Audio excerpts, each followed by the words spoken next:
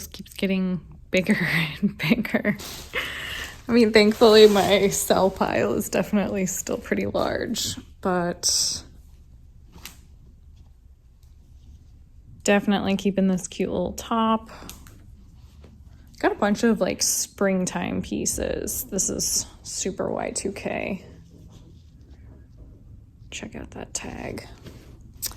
This I really liked because the elastic was replaced by someone and they did a pretty good job of like making it a pretty open fit. So excited about that one.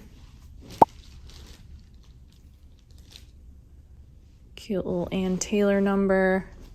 These Zara pants, I think I'm at least gonna wash them and try them on just because they have like such a unique fit to them. I just thought they were really interesting looking. So we're gonna see how those look. Keeping some fast fashion for myself too. Got a Oak and Fort top, a Sabo skirt. This is maybe a little bit out of style now. I don't know. I feel like it's kind of interesting. I feel like fast fashion looks are they just come and, well, I mean, it's so obvious they come and go so quick, but you know, I just feel like this is maybe a little outdated now, which is pretty sad to say because this was what, like 2 seasons ago. And then these silk trouser pants, I need to replace the button on them, but I love the print. They are super cute. They are a little sheer though, so I might need to wear like, I don't know, I was thinking about maybe wearing like biker shorts underneath them or something. And then this super cute duster jacket. Got like some mohair knit. And then I think this might be the best find of them all. But this house dress with pockets. I think that's the best part, is the front pockets. I think it's an 80s tag though. This might actually be, I think it might be a Korean or Japanese label that is super current. Now that I'm looking at this dress. Hey guys, welcome to yet another episode of me trying to figure out what and how I'm vlogging. Since I have you guys here, there might be some like questions around why I stopped doing vintage clothing. I've been a vintage clothing seller for a while, and I thought maybe it would be kind of interesting to go over like some of the reasons why I stepped back and why I decided not to sell vintage any longer.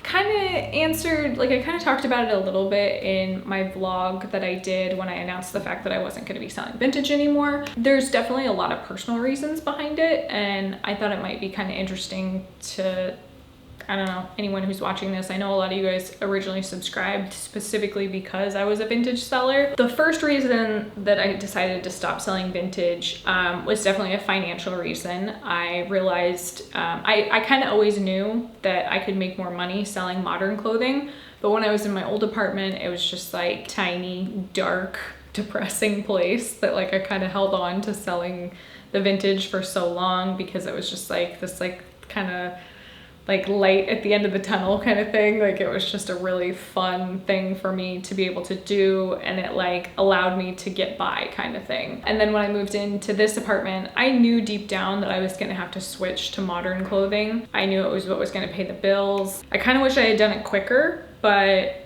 you know, try and like hold on to things for as long as you can. But it made sense financially. But there was also another element that I've never really talked about before, and I thought, you know, it might be kind of interesting to talk about it. The other element was I held on to a lot of my own, I wouldn't call it self-worth. I mean, I guess maybe like mental health would be a good way to put it. But I held on to a lot of my worth with what I would be able to sell. And I was the model for the clothing. You know, it was just me. It was me physically, and also like the product and all that kind of stuff. I think after a while, like it would start to take a toll on me. Obviously, there are business models that work for people and they can make a full-time income. However, for me, I just like, I couldn't reach that. I couldn't get past that barrier of it feeling like it just couldn't fully pay the bills. And I think that would like weigh heavy on me mentally, because I would associate myself with being able to sell the items. And I think that was like a dangerous combination when that type of job can be such a like roller coaster ride. I guess long story short, this is a long story and it's not short. I just realized I wanted to separate those things, and I did it. And that's where we're at right now. I will be completely honest with you guys though, when it comes to reselling, the reason I didn't want to continue talking about it like as a channel and like as an educational background and all that kind of stuff, I mean, there's so many different reasons that I could list, but I think the first one is like, I don't think I'm a teacher. I don't think I'm someone who can provide value to like the reselling community and, you know, try and teach someone how to resell. I actually even put all of my videos that I made around reselling, like especially the haul videos and stuff like that, and like the Goodwill outlet videos and all those, I put those on private because I didn't want, like, I knew people were still finding me because of those videos, and I don't want that to be my channel. I don't know, I guess I just felt like it was like getting too sucked up into like the hustle culture. I think like financial talk and business talk are two things that I admire, and I consume a lot of videos, and I think the people who are properly educated on them, their channels bring so much value, but like that is not something that I think I can bring value to. I don't think I am someone who should be creating content built around that. If there's one thing I enjoy and there's one thing that I want to learn more about, it's like art, cinematography, photography, creativity in general, so fashion, all that kind of stuff. So like those are the things you're going to get out of my channel. I don't think I'm a business person.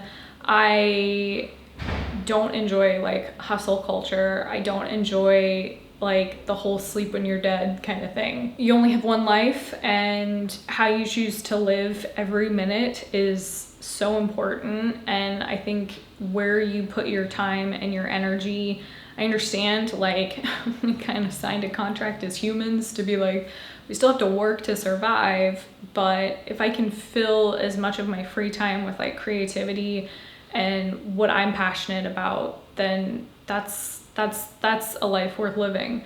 And I think if I continue to make like reselling content and do all this stuff around like my business, I wouldn't be fulfilling the part of my life that I want to be, like creative and all those kind of things.